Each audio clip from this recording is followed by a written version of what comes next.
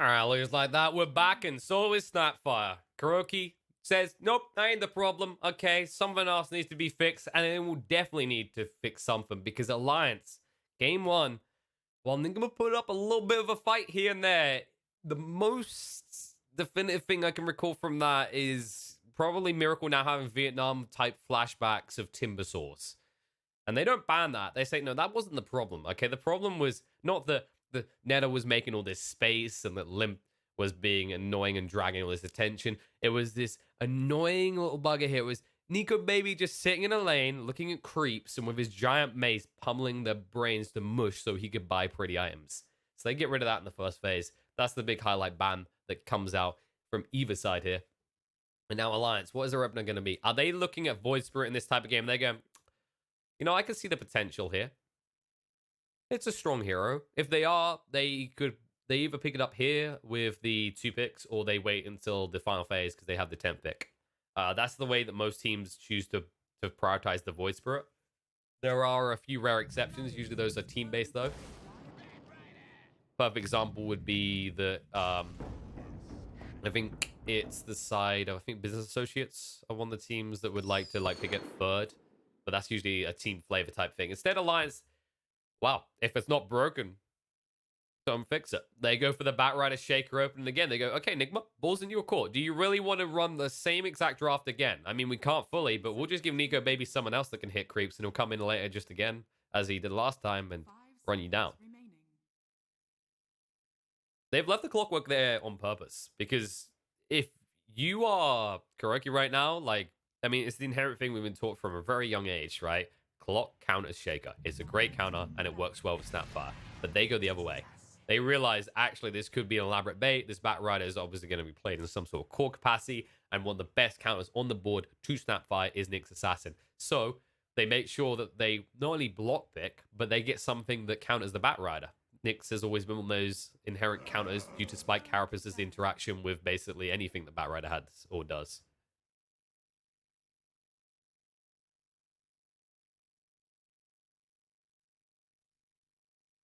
So second phase banning, you will see it open up with the tiny. Understandable, like as a Roman court can be annoying, and also it is just a limp speciality. It's definitely always one of those heroes that people considered when they were looking at the two brothers, Jesse and Limp, both play a pretty mean tiny.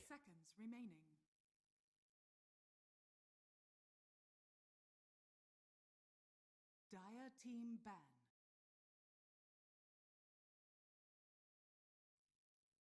And then yeah, Slot gets banned out by Lance. So they could run the Timber still. It can work. I just don't think you're thinking at first thought in this type of game. The difference to the last game was you already saw strength heroes across the board, right? With the clock, Snapfire both being strength based.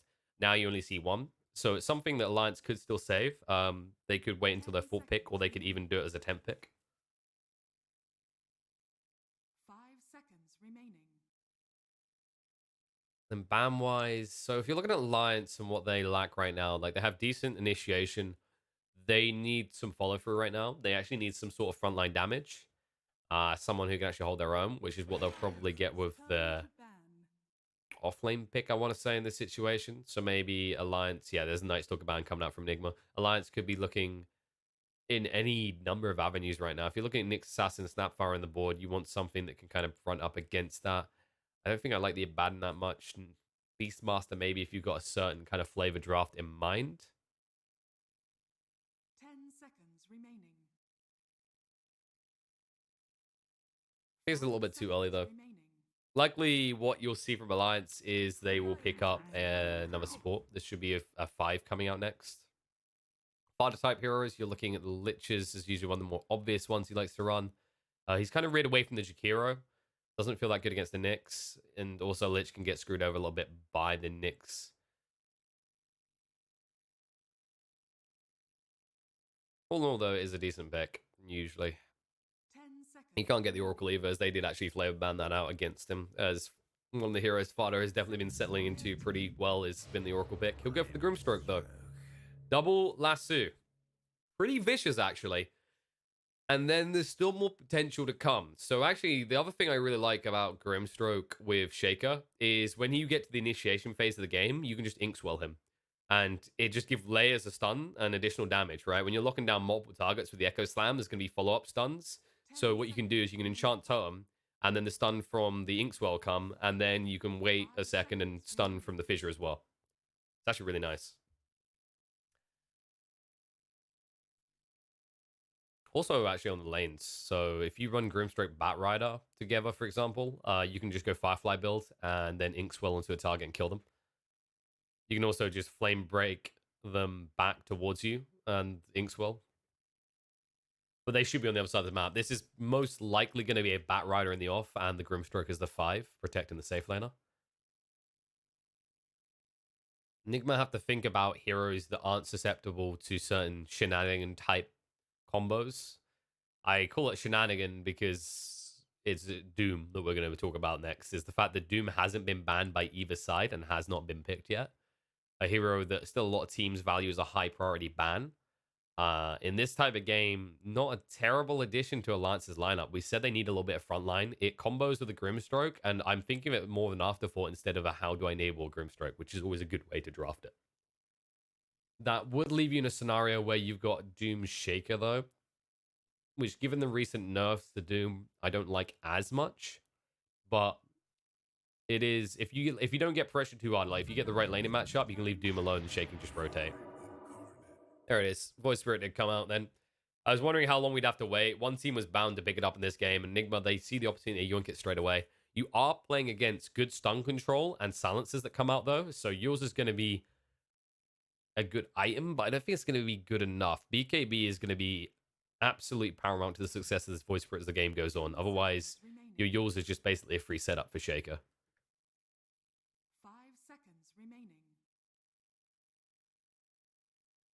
Now, Alliance. Where do you want to go with this? Definitely not a Park. Park gets screwed up by both Nyx and Void Spirit. You could go for the Ember.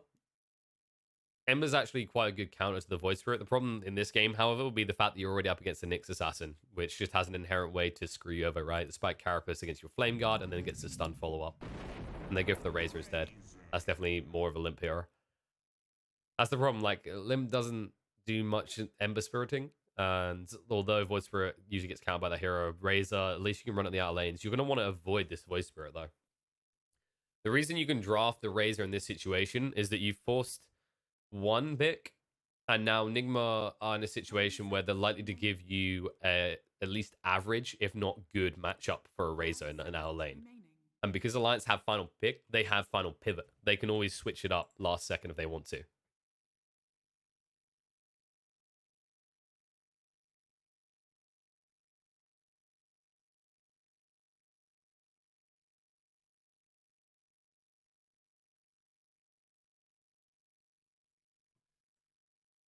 So the question is, does Nigma go for an elusive type hero? You could go for something like a Puck, actually.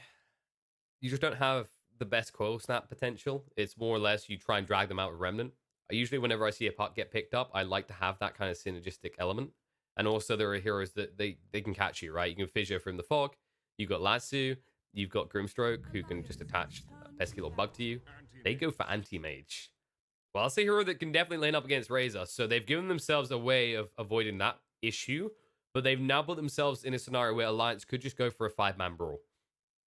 The problem is you need a pick that actually completes that philosophy with the knowledge that Razor is probably not going to get the most absurd lane. 10 seconds remaining. 5 seconds remaining. The way I'm trying to think actually what type of hero you want here. So you want another hero maybe that can frontline. You need to pressure the laning phase. And you need tower push if you're Alliance right now. Like, you need something that bridges that together. You could go for something like a Beastmaster, but all your mana is always going to be burnt. That's the rough part. And Alliance are worried about the Puck coming out, so we'll ban it. We mentioned that it would be decent even without the core snap. If you're Alliance, Axe could be pretty rough on the lane. Like, the Anti-Mage is going to be annoying for burning all your mana, but once if you can make it, like, past to level 3 X, you should be fine. And yeah, the Beastmaster for Nigma. Okay, so that actually gives them the 4-man pressure. That gives them a means to fight. And then when Anti-Mage eventually gets involved in these pushes, they are going to be vicious and fast.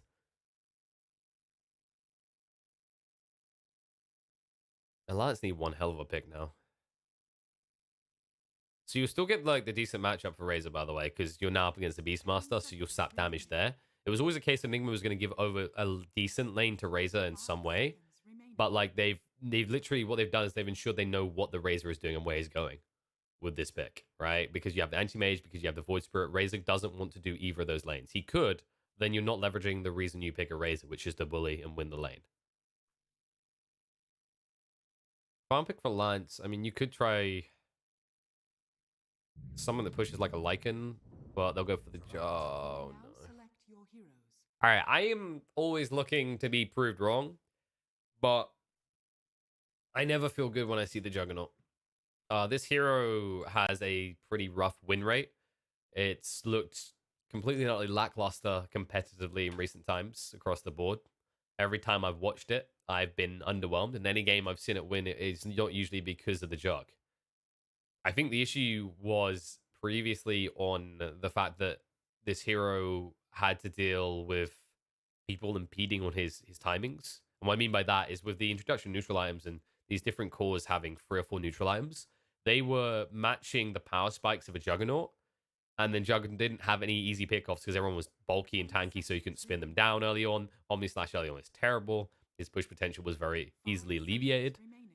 There is potential that he can actually do a lot of work now that you're in a situation where the state of neutral items has changed, right? So you can only have 1 neutral item per person. So all of a sudden, you don't see these people overcome this hump as quickly, and there's like a small window that Jug can slot himself into.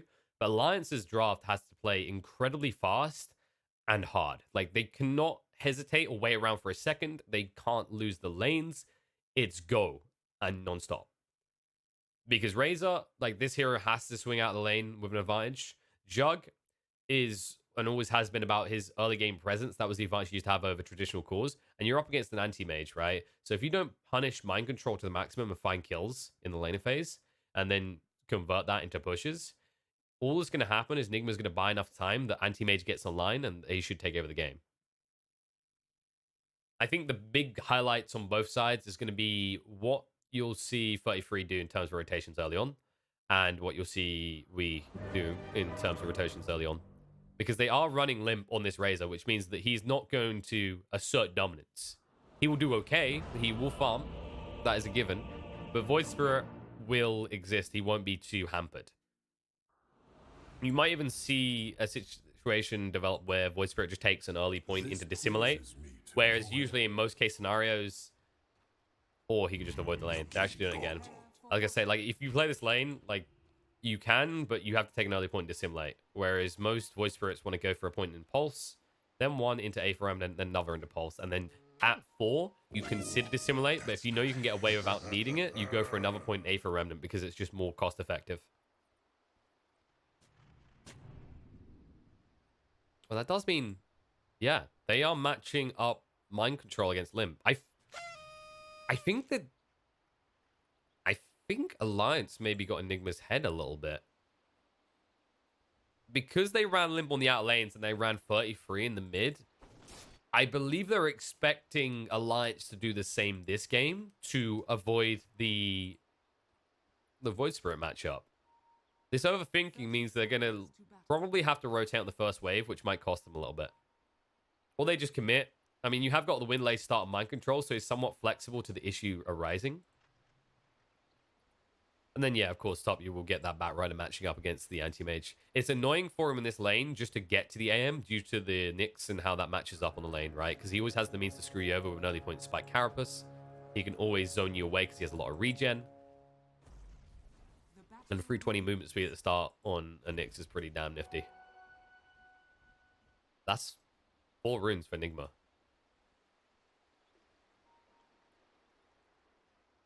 All right, good start. I'm thinking that part of that was Alliance, or at least on one side of the map, hiding the lane matchup, right, with the Jug. But on the other side, it was just simply Nigma identifying the fact that Handskin wasn't going to be there, because if you want to get good value at the start out of this Shaker, it's all about blocking the wave twice. So you have to be at the tier 3 waiting. And they go straight for the mana burn. All right, that's good from GH. There's a thing about the anti-mage on the lane is he's not going to help you kill, right? So the best thing you can do is make sure 33 has no mana to work with. He did bring loads of mangoes, though. Both of them did.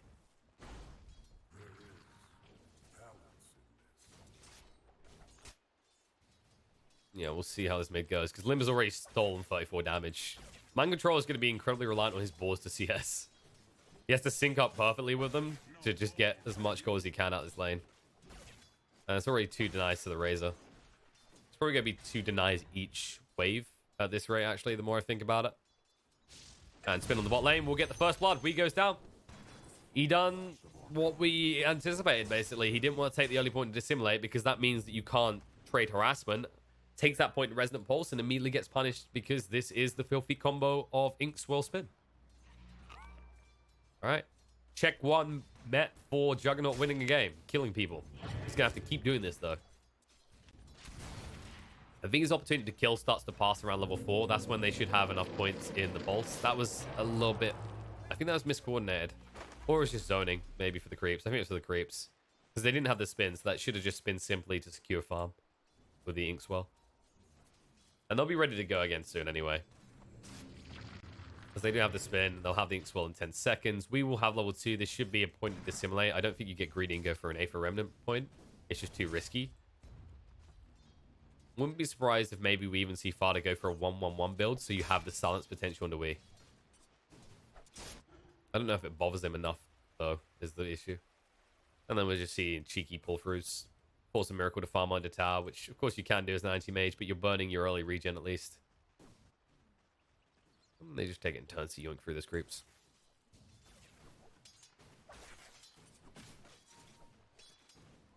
Beast is getting a little bit more than I would have originally anticipated in this lane, though. 8-2. I think there's denies were on these boars, though. Obviously, Razor is still going to bully this out, but the boar is giving enough slow power onto Limp that he can't necessarily chase for too long, and he definitely feels the damage because the boars are a composite armor type. This pleases me to no end. The question is, can they kill GH? With level 3, it's possible. You'd have to stack up a little bit. Hanskin can just fissure block here. There's Flame Break pushback. They done it a little bit early, and Hanskin's just going to keep on chasing. He wants to make sure they slow him enough that the right clicks will kill him off, and a second kill for the side of Alliance.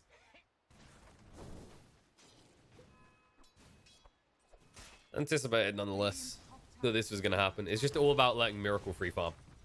If you have to give your life as this Nyx Assassin, you do it willingly, because the end goal is how can Miracle win me the game, right? This is the way that they won against Liquid, is how can Miracle follow through.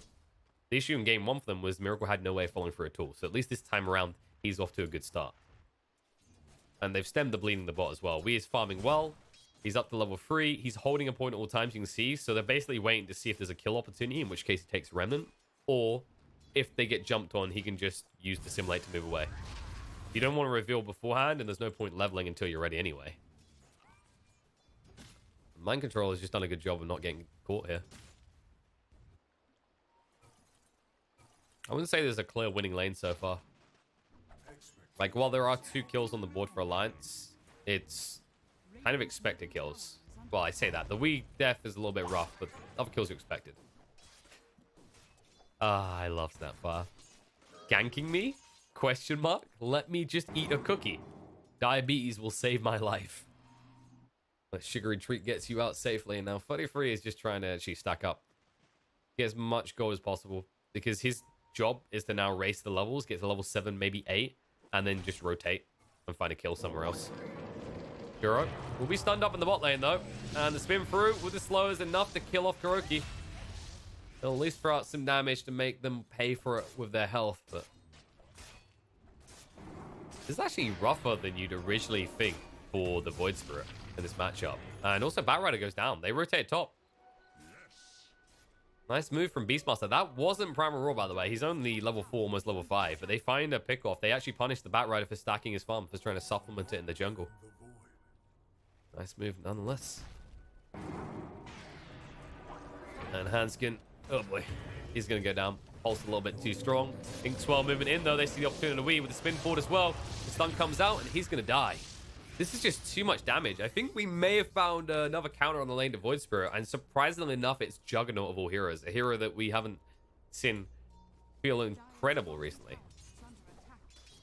And the reason I'll explain like in a little bit depth the reason I'm kind of actually a little bit reluctant when I see this hero. It just feels like paper right now. I think I've talked to a bunch of players who played this hero a lot, and they've had the same feeling they did on the previous patch list. Is that when you had all these neutral items, I think it was the neutral items. That was kind of my discernment. Is they simply stopped at it feels like paper, right? They can't figure out why, but this hero feels like he melts all the damage incoming. And it seems in this lane where Void Spirit is so reliant on Resonant Pulse to survive, the rate at which you are getting through that shield is just pivotal to destroying Void Spirit, which you would expect. Oh god. Well, he'll juke to the side, but this is how easy the cookie combo doesn't work against Nico Baby. Just press Q and laugh. It's the Lifestealer effect, only you actually come with the intent to kill as well. And the thing is that they're actually spamming so many spells on this lane that he has a big wand at most times, right? Because we is always trying to keep the Resonant Pulse up to make sure he gets the ranged creeps and also so that he can't be traded with. And then occasionally you're going to see Scatter Blast attempts from Snapfire.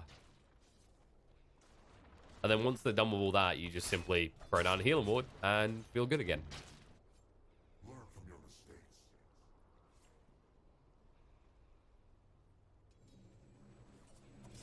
You can already see, like, they just pressure him down. These right clicks are just actually getting vicious. I'm glad to see Juggernaut succeeding, though. It's just, it feels like for a long time it has been a losing hero. So it's good to see it once again actually being able to thrive a little.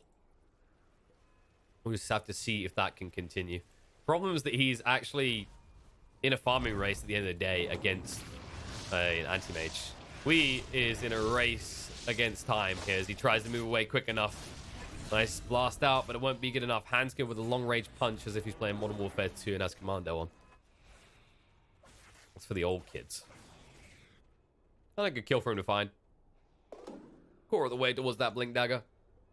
Razor might start to move towards the jungle soon and just give a little bit of space. Or maybe he'll just move top, basically simply to pressure Anti-Mage out of the lane and take the tower, which will free up the lane for the Shaker. The problem is this. They have Primal Roar. You can already see them moving forward. Yep.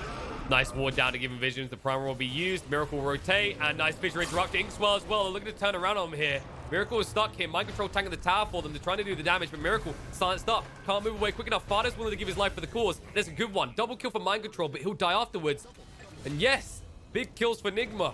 But bigger ones still for the side of Alliance. The rotation is swift and the punishment is hard.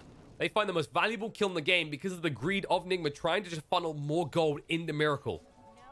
And it's a nice move, but you can see it's so broadcasted. The move back coming out from Razor, he knew it was coming a mile off. And it's a good ward placement. It's a good idea just so you can get that Primal Roar. But beautifully placed by Hanscom with that stun. Buys enough time that the Inkswell bomb arrives coming out from Fada. And then it's just cut and dry from there. It's cleanup crew.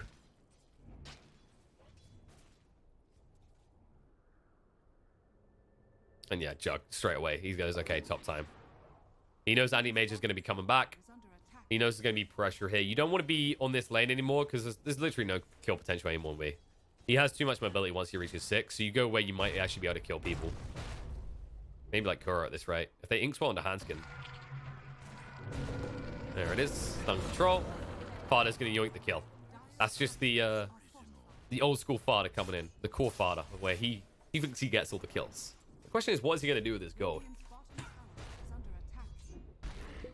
I can see an Urn build being decent this game. Mainly for the Beastmaster threat. Snapfire as well to alleviate any sort of build up.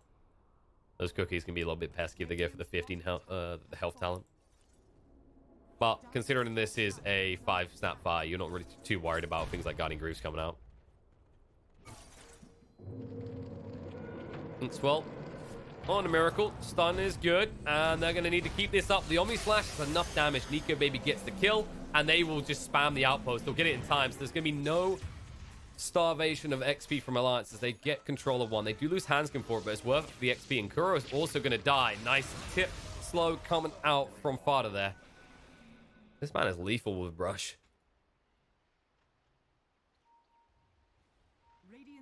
True Bob Ross of Alliance. And with that rotation, they should be able to push in on the tier 1 top without much hassle. Does mean that you might forfeit mid, though. Not a worthwhile trade, so you can already see Limps moving back. You have to be careful because of that inner beast aura. Just makes it so easy for the catapult to shred your tower. And actually, he just hesitates to use the glyph. I'm a little bit surprised they didn't. Maybe they want it for the push top, but the amount of damage that catapult got in the end because of that is a little bit rough. Miracle is still farming competitively. Now has the Demon's Edge online, up to the 5k net worth mark. The question is, what can the Jug do in the meantime? He's going for the Diffu build, so Nika, baby, he loves his diffusals, and it's definitely needed this type of game. Now he's feeling the pain. He'll spin. They're staying on top of him, but now we might want to leave. Echo Snipe from Hanskin, no! Spin used wrong there. The fish is off the mark as well. Hanskin needs to recalibrate the buttons. And Lee is able to get the kill. Mistakes being made there. Hanskin knows where it went wrong. It's a bit hard not to see, and Nika Baby's the one who suffers. Now the Primal Roar thrown out into the Razor, the Cookie over the edge, and the kisses through to kill off Limp. Good rotation from Nigma, good connection. Will allow him to now push on this top tier 1 after they were battered back off the tier 1 mid. And that's just stretching the map. That's them forcing attention to the other side of the map so that Miracle can keep farming and get close to that Battle Fury. And big kills like that was just a bonus on the side, really. You can see they won't actually defend this. Fissures coming in. Inkswell forward to get closer, but Storm Control out from the Remnant onto Nico, baby. Sant's going to be thrown out in the Wii, but how do you reach him? You can't is the actual answer. And they're hunting for different targets. They realize they need to go elsewhere. They're going to push back onto Mind Control, but the Spike hack, beautifully done. GH. Walks into the Bat Boop. Keeps it busy, but they still manage to reach. They're going to drive back onto Mind Control. Nice Cookie to try and make it, move him away. 33 in trouble himself now. Will go down, and Shaker's going to join him. Nigma in full control of this game, and we mentioned that we wanted to actually see Wee's rotations. It was going to be critical, and he's here time and time again. 3-3-2 is the glorious score on the board. After a little bit of a rough start, he started to bounce back quickly and cause some pain for the side of Alliance. And so far, we haven't really seen the rotations out of Limp. The immobility factor is definitely a comparative you're noticing here. How quickly we can just circulate the map compared to a Razor at this stage. And it is definitely hurting them. As now the lead builds, Nico Baby is starting to fall behind. This Diffu is starting to feel a mile off. Even though it's actually not that far away in terms of money. It's the threat of farming anywhere. We hit so hard, he's just going to right-click you down. And there's never really a kill potential unless you have guaranteed stun lock, which we saw earlier, but not always guaranteed. Fissure into the Inkswell. There's a dash away, and the kiss is coming out. Oh, Father, he's stuck here. He throws out the soul bind because he knows he's going to his grave. Oh, this is painful. These two heroes in combo. It's just the fact of how easy it is for a Snapfire to punish a mistake. If you push a little bit too far forward, trying for Wii, and you don't actually connect, there's just kiss punishment. So instead of being able to go, oh, okay, that gang failed, we're gonna walk away. Snapfire with her ultimate is the type of hero that immediately just capitalizes on that, and it's not a hard investment. Like the cooldown is the investment. It's not you going deep to achieve it. It's just you basically entering artillery mode. It's like any RTS you've ever played. It's like, well, we'll kill them when we get close, but a whole map away. This pleases me. I don't blame 33 for going these boots of travel, by the way. It's just a standardized build for Bat, but this is like those classic games that feels bad to do it because you're against this Nyx. So he's always going to be rotating around, looking to set up kills as this game goes on. You just need to do it in the meantime to stretch the map. You need someone who can always respond to the anti-mage. So this gives you that hero, right? The Bat Rider can go, respond, then come back to the fight. That's the potential you have. But the way this is playing out so far, Nigma are not giving them an opening. And Alliance, I think that fight top, those missed stuns, Nico Baby being slowed on this diffusal by so much is just crippling him. They need to leverage Limp simultaneously now to make a play. And they do have the Yules, which could give set up to kill Wii. But they do need the right heroes. They're probably going to need Shaker, Razor, and Bat Rider. Even then, it might be a little bit of a tough cookie to crack.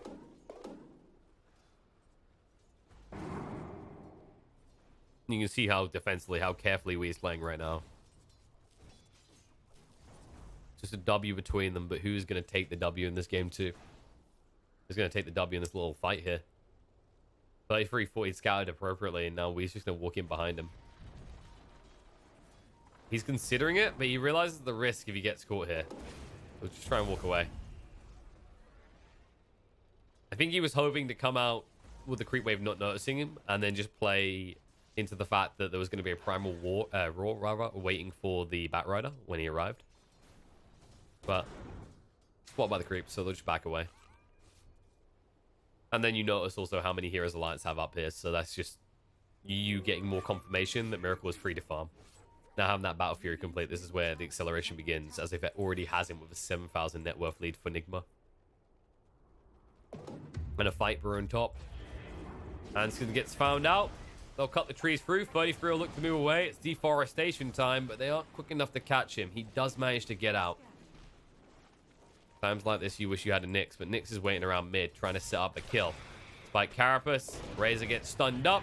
Well, Weehaw here as well. It should be a kill. The Soulbind's going to be thrown out, but Limp's controlled for too long. He's going to die. Now Fada. He might also go down. No mana to work with. Miracle just look at that one tap and pop. We'll walk in. And we'll get the kill. And just on talking about that, 33 still goes down. Kuro rotated in. He found him trying to escape. He managed to kill 4 members of Alliance. They'll take this tier 1 tower. And it's almost a 10,000 net worth lead before the 20-minute mark. That script I was handing is coming out true. Radiant's middle tower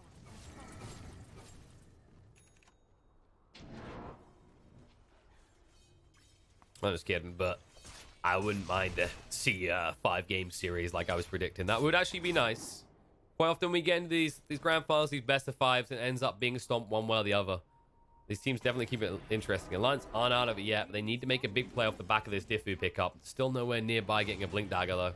So look for the easy kill, and it's even easier for Wee to pick up a kill on the Hanskin, and Kuro doesn't even die. Nico Baby just has to run away. His reinforcements died in like 4 hits there.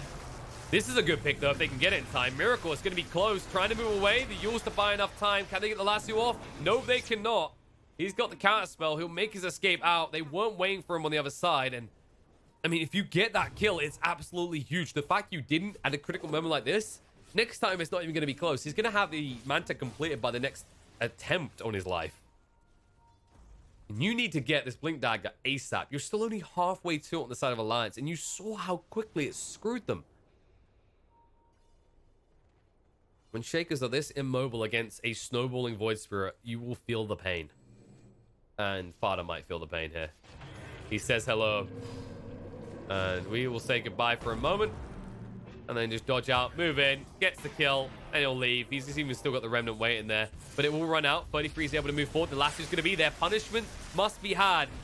Greed must pay. And we trying to move away. Cookie to get him out of range. Echo Slam gets committed, though. The Primal Roar won't save his life. The Kiss is coming out on the Limp now as well. Trying to move away. GH is trying to go for that stun play, but the Omni Slash causing a lot of damage to him right now. Limp will still go down. The Fissure works against Nico Babies. He gets stuck away from GH. We'll still kill him off. Miracle's thinking about getting involved in this fight right now. He's lingering around, ready to pounce. Kuro is still alive, buying a lot of time for his team. Nico Baby's going to chase him in. Mana Boy's going to come out in the meantime. 33 is going to be brought down. Hanskin backs up in time. Pigeon's going to come out. They're looking now under mind control, hit out by that Diffu, but Nico Baby is hesitant. Miracle hits pretty goddamn hard, so they will just back away. He's level 60, 3 levels ahead of this Juggernaut. And definitely hits a hell of a lot harder now. Life for life taken in the end. Alliance definitely capitalizing on that. Considering they are behind, they need every kill they can get. If they are coming in these fights and they're getting a free-for-free trade, you can even see it in the gold especially, it's going to be going in their way. Because Nigma is so far ahead right now. You're getting to a stage where this rate GH is going to even be worth killing. In fact, you're going to have to deal with this Nyx Assassin, who now has the Meteor Hammer and is actually ferrying out the Vlads to the Beastmaster. And after this Aegis is picked up, Nigma are just one fight away from being able to 5-man. And that's scary for Alliance. They need to get this Blink Dagger ready. And you see Hanskin's going to tap the final creep, and it is ready to rock. But not before the side of Nigma get themselves an Aegis of Immortality.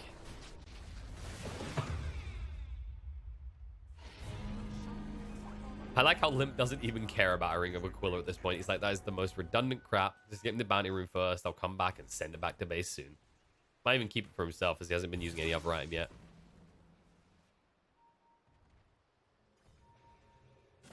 And now what play can you make? Rem try and scout out. Nico Baby's going to walk into it. They have the info they need. They know he's here, which means Limp might be alone. So they are scouting out towards his location, but he's quick to back off. Pings are there. GH will be hit by the fissure. They had full vision. He wanted the D-ward. He won't get it. He will be D-warded from the map himself. And all of a sudden they pace forward. They see that they have the numbers advantage. And while you do have an Aegis, Nigma are not in a situation where they want to fight 4 versus 5. You never do. Radiant structures are fortified. Luckily for them, they have elusive enough heroes that they can just get out quickly. The only time it's a problem, really, is if Beastmaster's in a bit too deep. That's the hero that can never escape this situation. That's why you don't tend to lead in with mind control. He's more like your second layer, right? So optimal fights for Nigma will begin off the back of Wii, and then Primal will follow up afterwards. Cookie in. Speaking of Wii, looking on a Fada. Gets the Remnant out before he gets silenced, and as a result, we get an easy kill. Fade from memory. The last few minutes, Nico Baby has done a good job of catching up, though. Nowhere near Anti-Mage's level, but he went for this Maelstrom, and now he's going to be able to actually at least just cauterize this wound. Make sure the lead doesn't build too much for Miracle, who now has the Bastion and is fully ready to commit to fights. Radiant's bottom tower has fallen.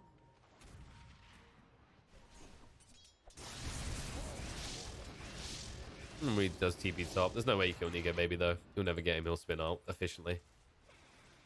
They might try for Limp, though. Miracle, not sure where he wants to go with that one. It's probably a good thing he didn't go in. They would have definitely got the Aegis off him there, because it's very obvious at that point that you're split, considering the Aether was thrown out top by Wii, so you know that they don't have the dominant Void Spirit in the fights. And also Beast was pushing top. I can't stress this enough. An anti-mage can still die in the blink of an eye at this stage of the game. If you get an Echo Slam onto him, or you lasso, and then you've got an Omni Slash follow-up, you'll definitely get the 1 life at least. Miracle, there it is. Jump in straight away. And they can just lasso him up.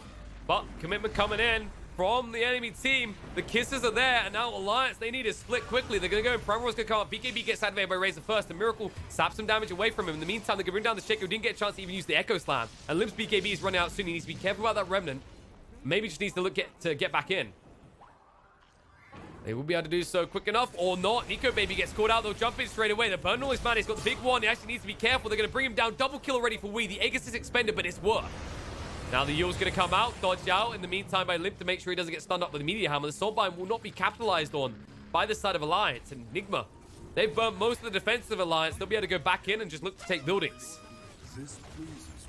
Go ahead. It can only be 1 lane at this stage, as you don't want to do that awkward trek across to the other side of the base if you are Nigma, but you should be able to get the Meteor Axes here. But the Echo Slam, Hanskin waits perfectly, but he doesn't do enough damage. The anti-mage takes no damage, and instead Hanskin's going to go down.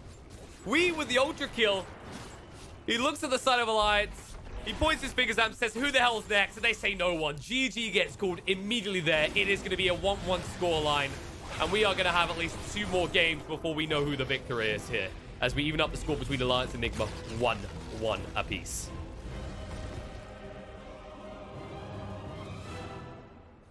Whew. Well, my predictions are definitely starting to come true, guys.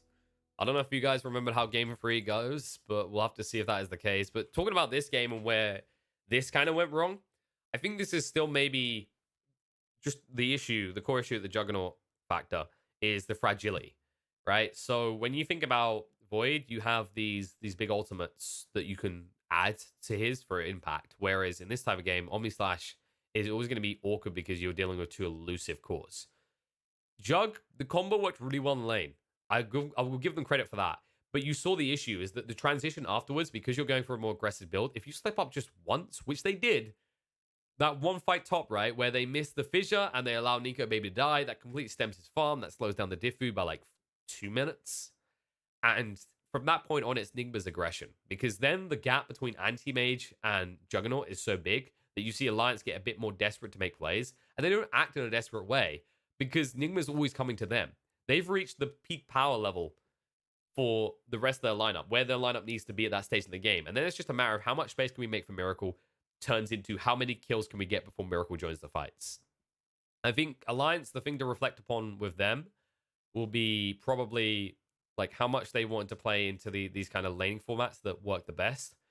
But I think the biggest lesson is going to be if we want to pick this Juggernaut, do we need to have some sort of accelerant? Do we need to have some enabler? Because when you look at their draft, they don't really have any enablers here. They don't have things like Ogre Magi, Magnus, Beastmaster. Instead, they've got these combos that work well off the back of the Blade Fury, but after you reach past the Blade Fury phase of the game for a Juggernaut, there's not much that you can pivot off. So 1-1 apiece. We might end up going the full mile here in this best of 5 to decide who will go through to StarLadder's LAN event for that minor slot from EU. There's only one up for grabs, and it can be only one team.